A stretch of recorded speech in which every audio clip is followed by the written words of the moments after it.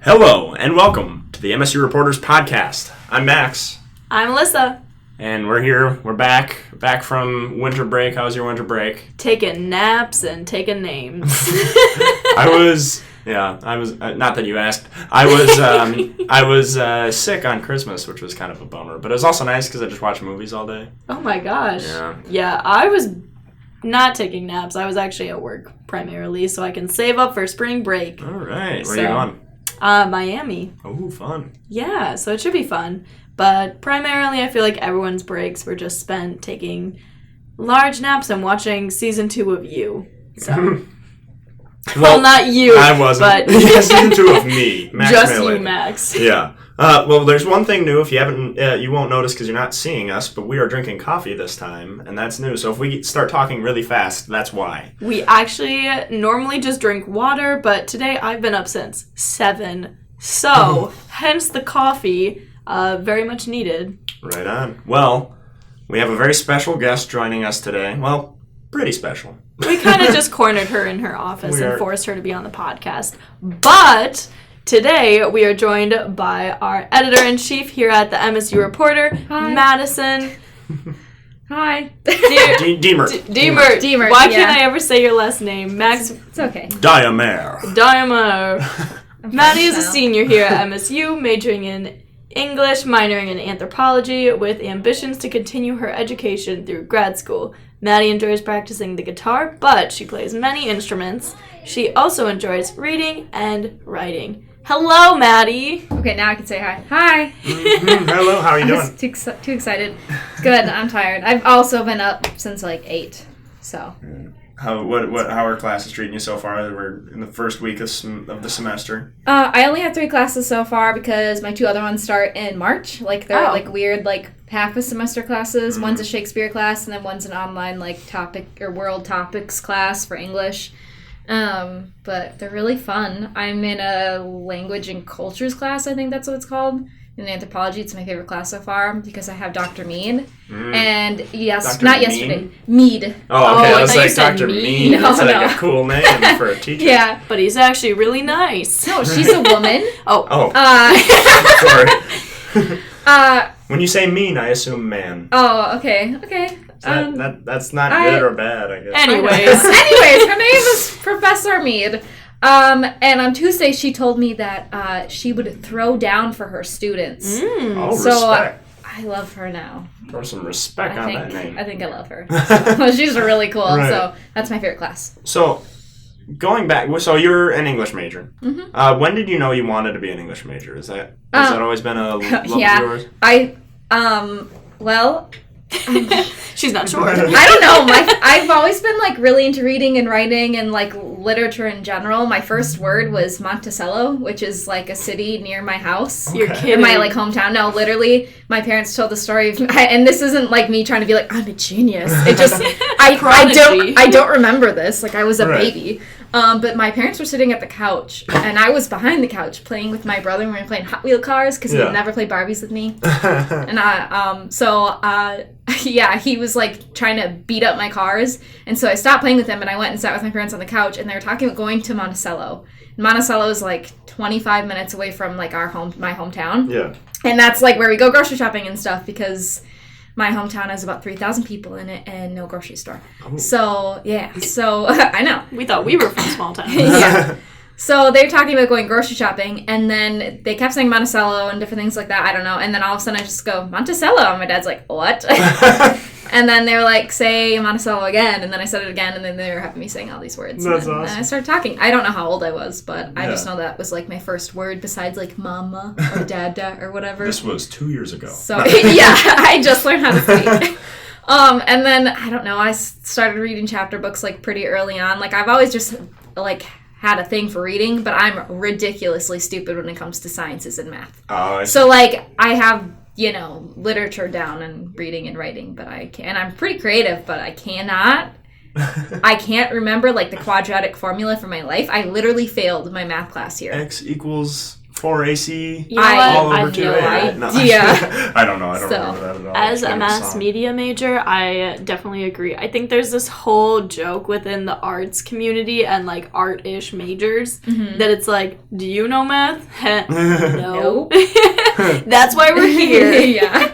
Like, typically everyone's like bad at science and math, and then we're like, but I can write you 10 pages real quick yeah. with AP style and everything. And then like the people who are in business and super mathematically inclined are like, I'm in business. I am not mathematically.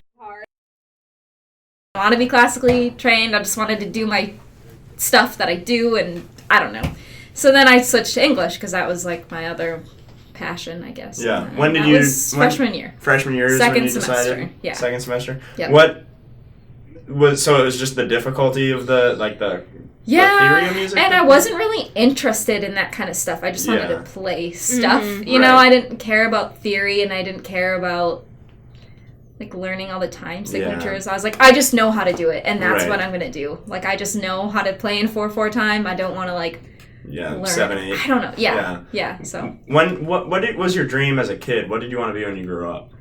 I've always wanted to be an author of like I want to write novels and stuff. So and I wrote my first one this year Really? or last Exciting. year What's it for about? NaNoWriMo. It's horrible because I wrote it in literally 30 days because it's okay. like a challenge that you're supposed to do, and it's like an apocalyptic thing. So That's kind of young adult.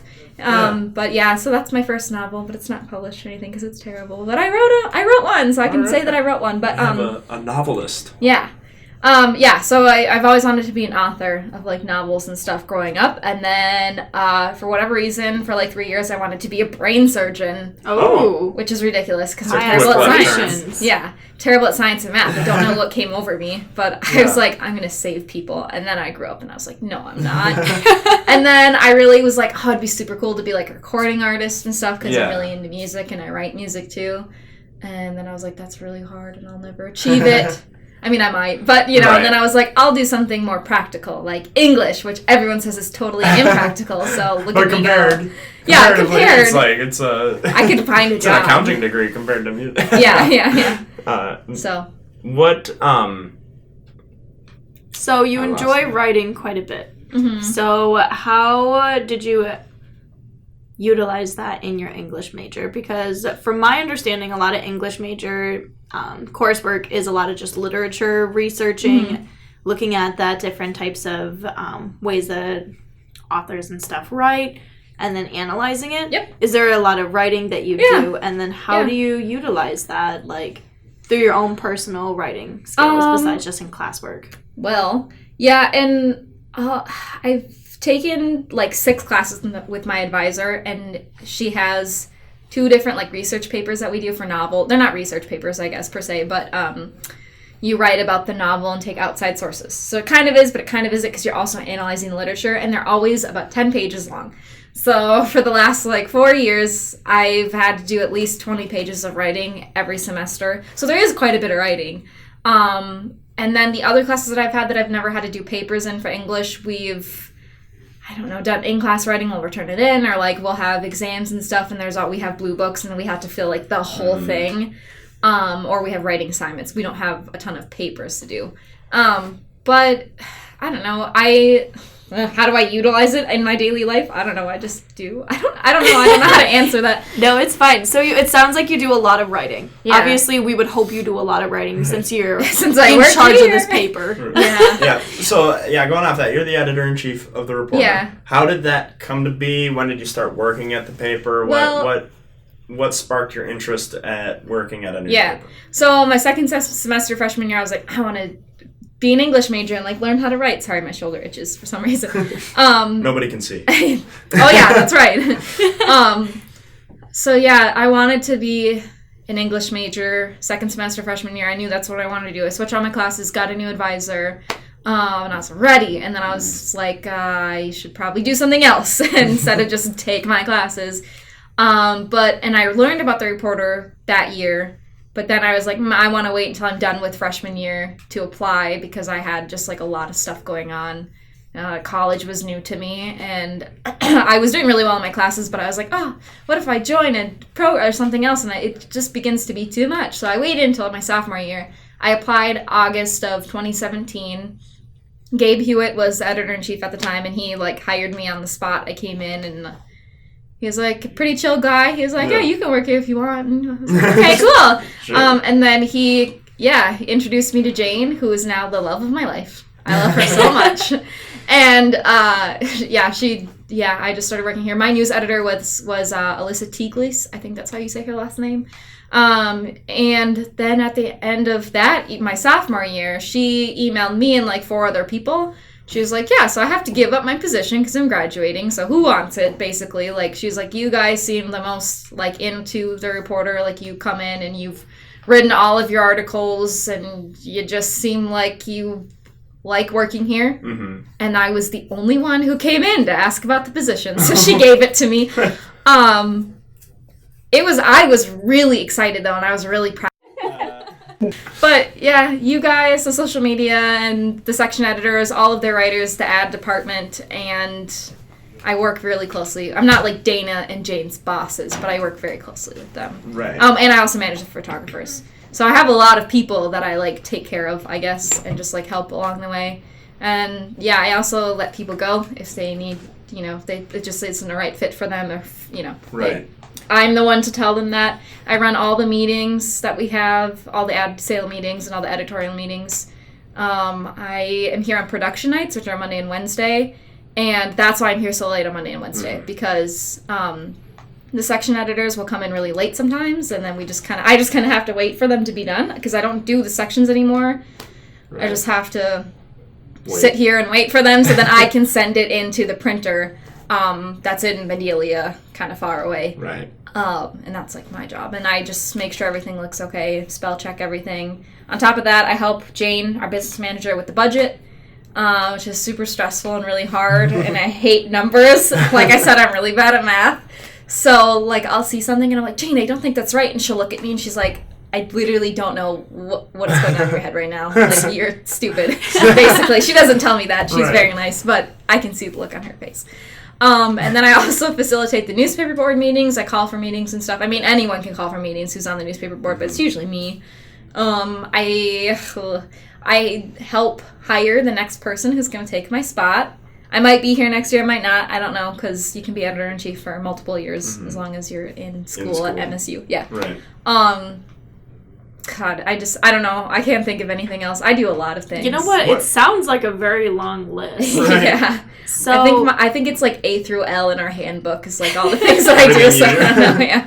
So with the MSU Reporter, we are a very old newspaper, like dating back to whenever this school started. 1928, I believe. Yeah. 1926 or something like that. Maddie's got the fast facts. Yeah. I do not. But this paper is really old. And with the changing times, newspapers are kind of becoming a little less relevant with just people and how they get their news and other topics that they read about. So why is still working for a print newspaper important to you? Oh my gosh. So I love newspapers. I want to go into journalism, and I love working here. This is like my baby. I don't know. I really like working at a print newspaper because they're becoming obsolete, and I feel like the more people, like, as long as people want to work at a newspaper, they'll still be around. Yeah. They'll still be around. As long as they want to give people the news and they feel like there's a need for it, there will be a need for it because we're giving the news to you.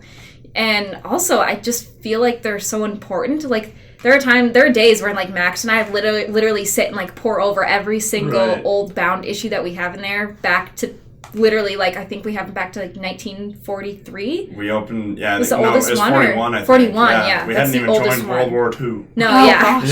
Yeah, that was the oldest one we had in there, which is crazy. Smoking ads on every other page. It's so crazy. It's so retro, and I love the font, and we love looking at them. But I mean, besides the aesthetics of old newspapers, I think they're also good for archival reasons. Right, yeah. There are things you wouldn't even know if they weren't in the newspaper. Mm-hmm. I don't know about you guys, but, like, I wouldn't go back and look at the archives if they were on my computer. Having the actual it's so hard to look at the archives on computers and stuff. I'm so bad at technology, but... Right, I mean, even if you could, it's not the same. No. Because it's like... It's the aesthetic of looking through it and, like, being able to physically and knowing that this is it. Yeah. Someone can mess with the stuff that you have online. Like, that stuff is not always safe. Mm-hmm. And having a physical copy of the newspaper back in 1941, that's just how it was. No one can mess with that. No one can white it out or anything. I mean, that's it. That's the news. That's what happened. Yeah. And no one can tamper with it or anything, and I think that's really cool. Do you think your opinion of why the newspaper is important has changed since you joined it? Like, when you joined it, did you think you had more, like, personal motives for it than you did now? Yeah, I definitely did. Because I was like, I just want to get writing experience, be published, and, like, maybe I'll quit, maybe I'll stay. I just want to get that experience of writing for something other than class. And then when I became news editor, I cared so much more about it and just making it a great paper, and I'm always really proud of everything. I was, and I still am, really proud of all the work that we do here, and I was always obsessed with making it look perfect, and I just want it to look so nice and make sure everything's factual and correct, and I love it when people pick up the newspaper, like people I don't know, not us, but like if someone picks it up, I'm like, oh my god, someone's reading my newspaper, and so, I don't know, I feel like I'm really proud of the work that I'm doing here now, and I want to see the Reporter thrive as well. Like, I want it to keep going, and I don't want it to ever end. Like, I don't want the university to just never have a newspaper, and I feel like us working here, and then especially with Max, too, because Max is helping with, like, online content a lot more, is helping us stay relevant, and so we will have a spot at the university for years to come. Well, thank you. Max is crying in the corner. No, I was going to ask, too, is what, of everything that you've done here, you've done a lot, and you continue to do a lot, what are you most proud of? Becoming editor-in-chief, honestly. Like, I didn't think I would get it, because the other people that I was up against, like, wrote so much better than me, I thought, and I thought had maybe not as much experience as me, because I was the news editor, which is a lot of experience. I always thought that someone else was going to get this position. The other people who were applying, especially his name was Marjan. He used to write as a writer when I was news editor. I thought he was so smart, and he still is, and he's a great writer. Everything he would turn in, I was like, oh my god, this is amazing. And so I thought I for sure was like, he'll get it. And then I got the email that said I got the position, and I cried. Because I was so excited to keep working here, and I would have stayed. Yeah. But I was just so happy that I got to be in this position, because even though my job, it's super stressful, and I'm literally busy all day and night. And I don't really get to take a break, because it kind of follows you home. I still, like, love it so much. Yeah. I don't know where I would be right now if I wasn't working at the Reporter. Probably sad and lonely. But, no. I probably would never have this experience, and I would never have met you guys, most likely, and, yeah, I don't know. What would you describe the community like here at the Reporter? Because I know I can describe it, like, for me, because I'm a staff writer and I work as other functions here. But what would you describe it to be like for you? Like, coming in, you said you made a lot of friends here. Like, because I know I have a lot of people who tell me that they think the Reporter seems scary. Oh. So. Yeah, when I was first a staff writer, I was like, people. And I never really came in. I would come in every now and then to talk with the news editor and Jane if I thought I had a problem with, like, billing issues, or, like, her giving me my money for writing, even though we don't make that much. It was, like, my only job for a little while until I finally worked retail. But, yeah, so I didn't really come in that much because I was kind of scared, because everyone here were already friends. The editors were already great friends. The editor-in-chief would, like, I remember he would walk around in, like, Star Wars slippers and stuff, and he just seemed so cool.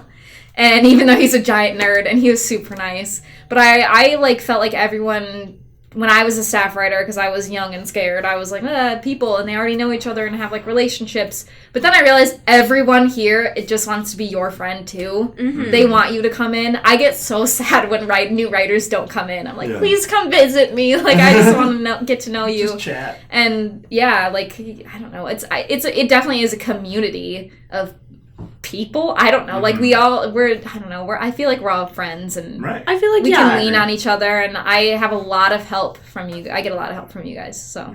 Yeah. I think we saw each other at a party recently, all three of us. Yeah, Alyssa's party, And we just sat and talked about the news. Reporter. About the Reporter for like we literally did. 30 minutes in the middle of this party. Going into English, having writing experience is so crucial, because I was just talking with our advisor. We have an advisor on the newspaper board, and she was like, I wish more people would join, because they come into my intro classes and they have no idea what they're doing. And she is, she's like, I tried to teach them, but it feels like they need a little bit more to supplement. So this is a good place to come and learn and write with us if you want to. And get paid. And get paid. You get paid. Not a lot, but you get paid. Right. So that's the first thing. It's super fun to work here, and you should work here if you want to. Second of all, yes, there is a campus newspaper. Almost every university has a campus newspaper, even if it's like a once-a-month thing or an online thing, or even if it's like a magazine. Max, just, are you okay? There were some grounds in the coffee that I just sipped, and I had a bit of a scowl on my face. Oh my god. I didn't want to interrupt. Yeah, it's fine.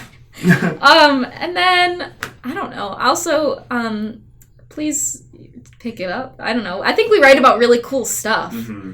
I would agree. Yeah. Not just because I write some of it. but some of the stuff is really interesting, and well, and some of the stuff, I always think some of the back page, like the back few pages, are really interesting and like really fun stuff. We have the horoscope. We have that's my A&E area, guys. Yep. We have the horoscope. We have the cartoon. Yeah. We just got more cartoonists on the team, so now you can see my cartoons and another cartoonist. And Luis's cartoons. What's his name? Yeah, that's his name. Yes. We also have Ask Jenna, so if you guys want to send in questions, you can. So, to polish it off, what would you say? Oh, I'm totally. I had a great question. One second. It was. Don't look at me. That was going to be my final question. What would you like to tell everyone else? Yeah. What is it? What did you? Oh, I know. Okay. So to polish it off, would you like to plug? I know there's a fundraiser coming up. Did you want to plug that? Yeah, we have a couple of fundraisers coming up. Well, okay. So first of all, like we talked about, print newspapers are kind of becoming obsolete, but the way that a lot of them largely stay alive, so to speak, is fundraisers and donations from people who want to support media, and not just media, campus media too, is to donate. And if you guys want to support us, you can donate. We have a crowdfunding page that you can go on. I think it's on our Facebook, I believe. And we also have we have two fundraisers coming up that are for sure happening. One is on January 29th from 4 to 8 at Pizza Ranch. And if you guys like pizza, you can come and just mention us. It's at no extra cost to you. You just say, hey, I'm here to support the reporter, and part of the proceeds will come to us. And I don't know if all of the tips will go towards us, but I know some of them will. So that's really cool. And then February 27th, we have a spaghetti dinner. It's an all-you-can-eat kind of buffet style at Hooligans. I've never been at Hooligans before, so I have no idea what it'll be like. But I'm also baking for that, too, and I'm going to make a lot of stuff. I'm, like, planning it out already because I love baking. And so, on top of spaghetti, Jane and I are baking cookies and brownies and bars, and there will be salad and stuff there, and other snacks if you want to bring them. So, yeah. Excellent. And then we're also thinking of going to fundraise at Chipotle. That's kind of soon to be, yeah. And then at the Wazam too. Some Sunday in the near future, we'll be there. So. Yeah. Well, and then I'm going to close out with my favorite question. Are you happy? Yes, I'm very happy. What does that mean? What do you mean? What Happiness means different things to different people. Well, yeah, I'm really happy. My life is kind of going where I want it to. I get to, this is like my dream job.